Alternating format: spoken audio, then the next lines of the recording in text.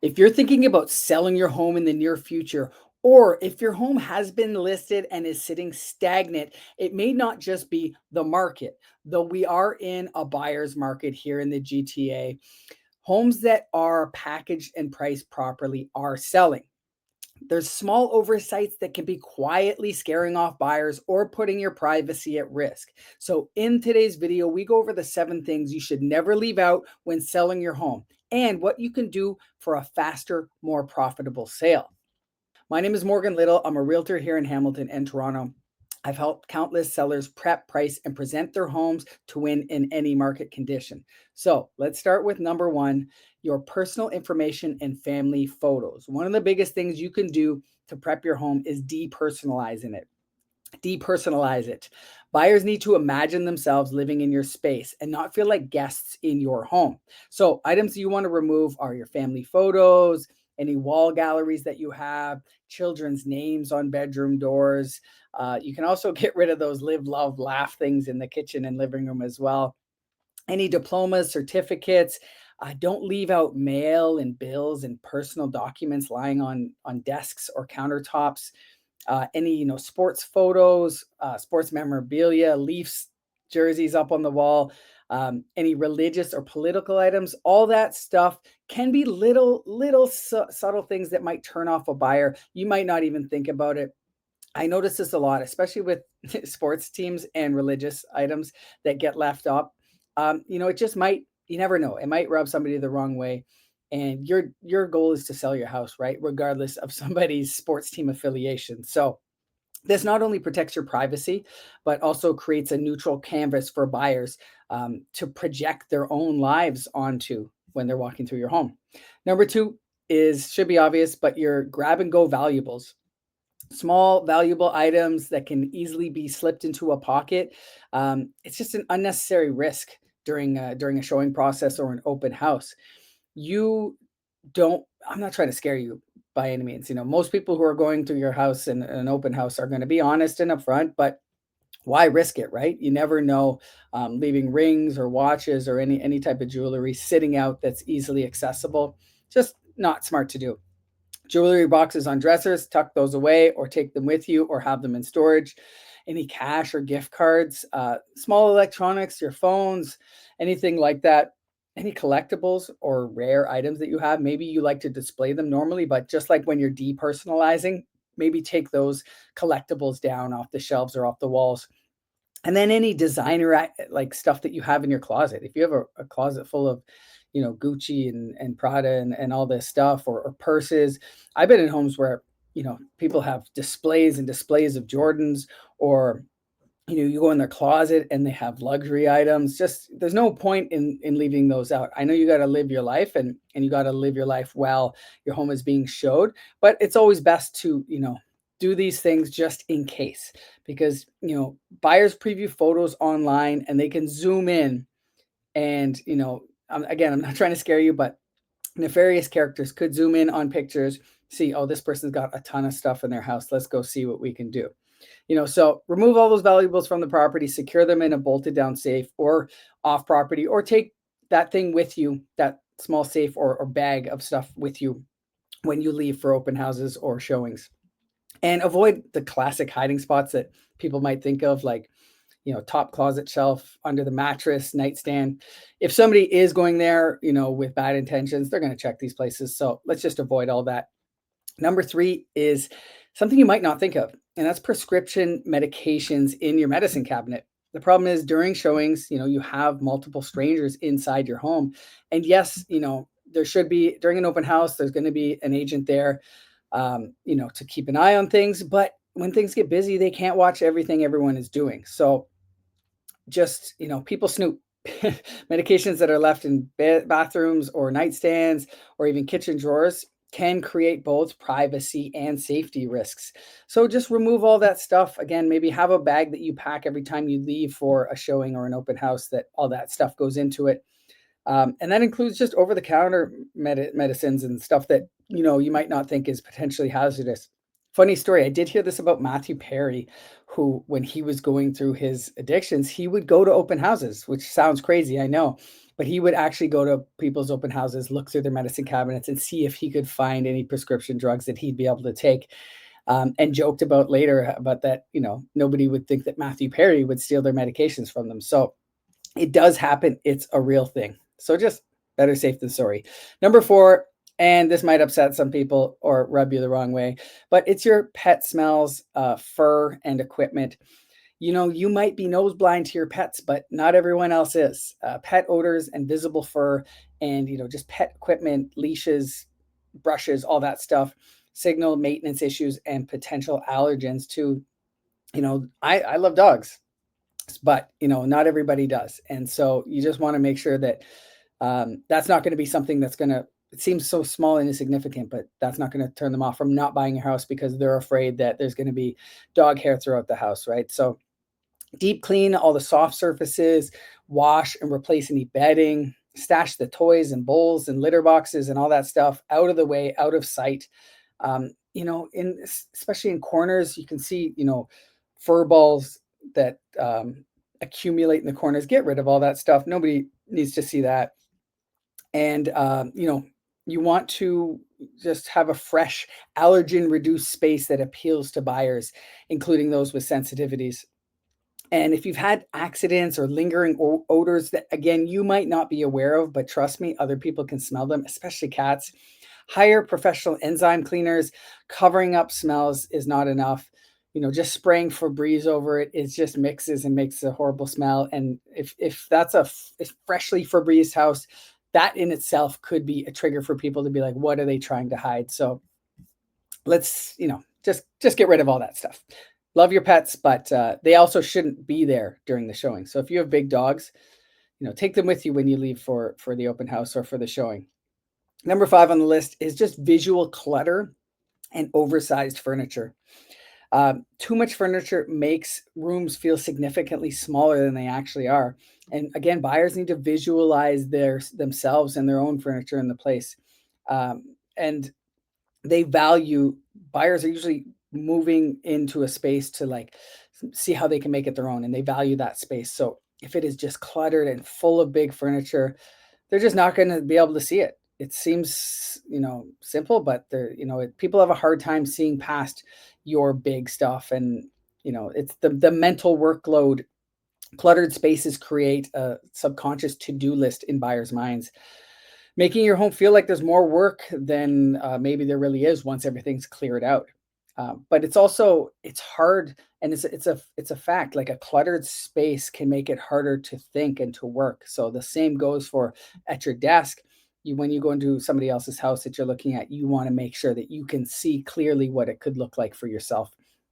Also, buyers should notice the home's features and not your possessions. Clutter distracts from certain selling points, like maybe crown molding, window views, or vaulted ceilings, flooring, all that stuff. If it's just full of stuff, they might just not even see that, right? So be ruthless when you're editing. Remove 20-30% of the furniture and decor, clear all the countertops.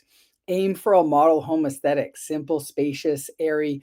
You know what? I did a video recently on this is kind of a side tangent I did a TikTok on having, very particular decorations or cabinet colors or, even paint colors that like, you got to think about those things that yes, it's your home, you're going to live in it, but at some point you're going to have to sell it. And that person who's going to buy it has to actually like your aesthetic too, especially if it's something that you can't be easily changed. I had all these people come at me on TikTok saying, oh, you should live in your house. Don't decorate it for some future buyer. It's something to be lived in.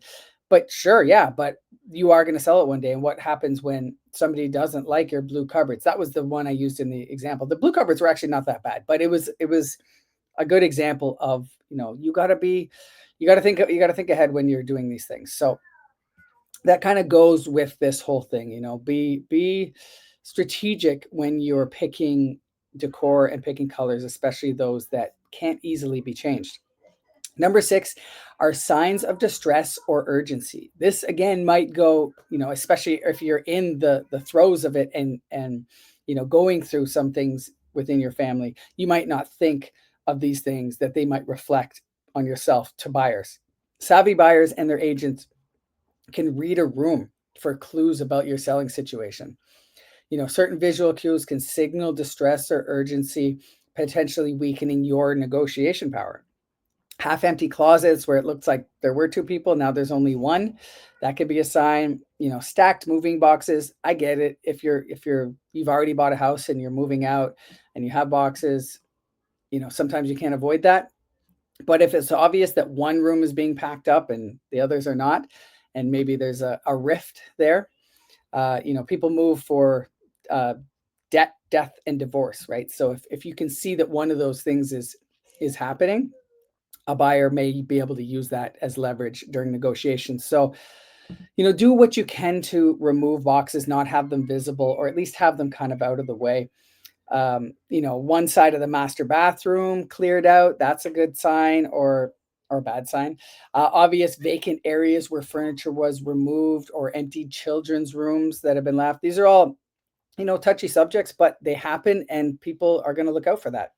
So just try to keep things balanced and neutral, maintain symmetry in closets and bathrooms. Again, try to store boxes out of sight if you can, and let your agent handle your questions about timing, motivation, all that stuff. Try not to let on too much what your motivation might be.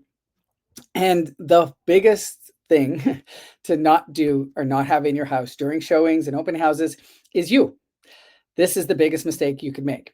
And sometimes you have tenants in a property and it's harder to control them not being there well during showings. That's a whole other story, a whole other video. We won't get into that here, but you should never stay home because buyers need the freedom to explore and discuss honestly.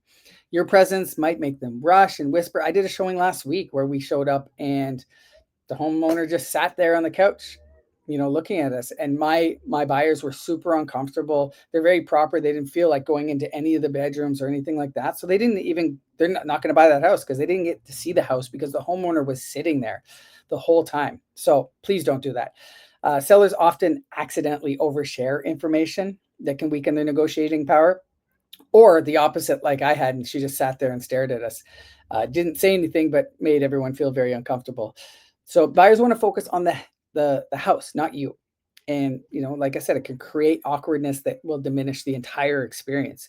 So just leave the property completely during all showings. Go for coffee, run errands, take a walk, whatever the case is. Let your agent manage any questions, comments, feedback, all that stuff. That's what we're here for. If you have any pets, again, remove them during the showing as well, because nobody, not everybody loves your cat or your dog. And here, you can take a little screenshot here if you'd like. This is a pre-showing checklist that you can go ahead and, screenshot, have that for whenever you have a showing. You can do a quick peruse, make sure that you're checking all the boxes here. Security and privacy, make sure your medications and valuables are removed or locked securely. Freshness, counter clear, trash removed, toilet lids down, fresh air circulating. Don't Febreze your whole house. Nice candle or air fresheners is fine, but yeah, don't overdo it. Pet management, make sure all that stuff is hidden and the animals are not there. Depersonalize, get rid of those photos. Make sure there's no personal documents there. Turn on the lights. Make sure there's comfortable temperature, background music. This again, that kind of stuff maybe can be handled by your agent if it's an open house. And then the last thing, again, make sure you're not home during the showing. And if you do need a personalized pre-listing walkthrough, I'm happy to do that. If you're already listed with another agent, then I'm not going to step on anybody's toes there, but if you're thinking about selling and you want to discuss this type of stuff, feel free to reach out. My Calendly link will be below, or you can simply shoot me a text. And I'm happy to have that chat and go through that kind of stuff with you. And here are a couple things that you can do, right? You want to avoid these mistakes, these 7 mistakes that I talked about, because first impressions are everything. You want to reduce your risk, give buyers fewer reasons to hesitate. So a couple things you can do. Um, some people have indoor cameras and audio devices and stuff like that. Some people like to have those on to see if they can hear what buyers are saying about the house. But that also might make buyers feel uncomfortable if they notice that thing. So that's up to you. You can discuss that with your agent. We can discuss that if that's something that's on your mind. Skip the heavy perfumes, go neutral. Fresh air is the best air. rather than trying to scent up your whole house. Your garage. This is something that often gets overlooked. A lot of people will just tuck everything into the garage so it's out of the house, but people are curious about the garage. They're going to check it. They want to picture what they can do in the garage. That's a big one. Can you fit a car? Can I fit my tools? People want to see what's going on in the garage, and if it's just jam packed with boxes, they're just not going to be able to visualize that. So that's a big one. A tidy garage reads as an organized owner. And that might seem small, but that can be reflective of how an owner takes care of the rest of the house as well, right?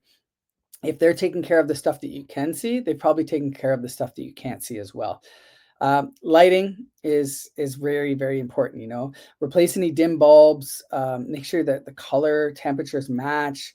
Turn everything on for showings.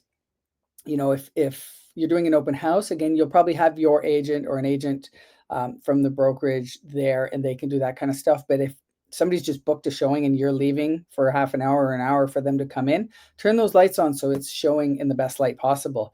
And just do any minor repairs, tighten loose handles, fix squeaky doors, any little things that are just minor for you to do. Again, it's gonna show that you have pride of ownership. It's gonna reflect that way in a buyer and say, okay, well, there's not all these little things that I can see. I wonder what other things I can't see, right? And then curb appeal. If you have a fresh doormat, weeded garden, clean front door, not just dirty fingerprints all over it. All these first impressions start right at the sidewalk. Hope this helps. Again, if I can be of any assistance, feel free to reach out. Till then, I'll see you on the next one.